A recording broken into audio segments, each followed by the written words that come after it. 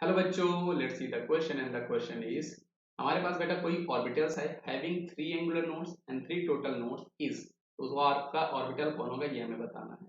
तो क्वेश्चन बेटा उसने हमें एंगुलर नोड दे रखा है और टोटल नोड्स हमें दे रखा है, हमें ये बताना है इसमें से कौन सा ऑर्बिटल होगा।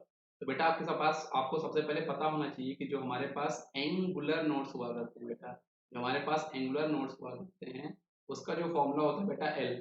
जो आपकी एजीमुथल क्वांटम नंबर की वैल्यू होती है वही हमारी एंगुलर नोड्स कहलाती है। और अगर मैं आपको बेटा यहाँ पर रेडियल नोड्स की बात करूँ, अगर मैं आपको बेटा यहाँ पर रेडियल नोड्स की बात कर रहा हूँ, तो रेडियल नोड्स का जो आपका फॉर्मूला होता है बेटा वो आपका होता है n minus L minus one. ये किसी ऑर्बिटल के लिए हुआ करता है। और इन दोनों को अगर मैं सम करता हूँ बेटा तो हमें मिलता है टोटल नोड्स। तो टोटल नोड्स आपका क्या होगा बेटा, वो आपका हुआ करता है n minus one. N minus one आपका हुआ करता है। अब आपको यहाँ पर करना क्या है बेटा, आपको बस ये देखना है इसमें से कौन सा ऑर्बिटल जो है उसका जो एंगुलर नोड्स जो है और टोटल नोड जो है वो आपका 3 आने वाला है, जो कि हमें क्वेश्चन में गिवन है।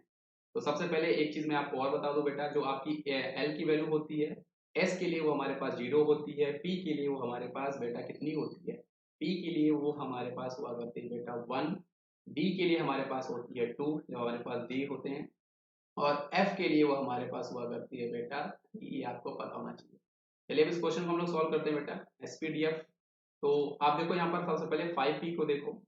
तो p यहाँ पर है बेटा, मतलब यहाँ पर आपकी जो एंगुलर नोड्स है, मतलब l की वैल्यू आपके पास यहाँ पर 1 होने वाली, तो ये आपका सही जवाब नहीं है।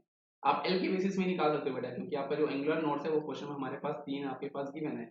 अगर मैं 3D की बात करता हूँ बेटा, तो यहाँ पर इसकी l की वैल्यू जो है एंगुलर नोड्स की जो आपकी वैल्यू बेटा वो आपकी 2 आएगी, तो ये भी आपका सही जवाब नहीं होगा क्योंकि एंगुलर नोड्स इसका मैच नहीं कर रहा है। अगर आप c की बात करते हो बेटा, तो यहाँ पर l की वैल्यू जो है वो आपके पास बेटा 3 आएगी, क्योंकि f के लिए जो l की वैल्यू होती है आपके पास 3 होती है, तो इसका एंगुलर नोड्स बेटा आपका 3 हो सकता है। अगर मैं डी की बात करता हूँ बेटा, ये भी आपका सही जवाब नहीं होगा क्योंकि यहाँ पर एल की वैल्यू आपकी 2 आएगी, क्योंकि यहाँ पर आपके पास डी जो है हम लोग डी ऑर्बिटल यहाँ पे यूज कर रहे हैं। तो आई होप आपको ये कॉन्सेप्ट समझ में आया होगा। तो सही जवाब हमारे पास यहाँ पर ऑप्शन नंबर सी है। बाकी आप इसको क्रॉस चेक करके टोटल नोट्स भी निकाल सकते हो। टोटल नोट्स हमारे पास क्या होता है n-1। तो यहाँ पर n की वैल्यू कितनी है बेटा, 4 है। 4 में से आप एक को माइनस करोगे तो 3 आएगा। तो आप देख सकते हो ये दोनों हमारा सही है, इसमें दोनों कंडीशन फुलफिल है, इसलिए इस क्वेश्चन का सही जवाब हमारे पास ऑप्शन नंबर सी है बच्चों। आई होप आपको ये कॉन्सेप्ट बेटा समझ में आया होगा। इसका सही जवाब हमारे पास ऑप्शन नंबर सी है बच्चों। तो थैंक यू बच्चों।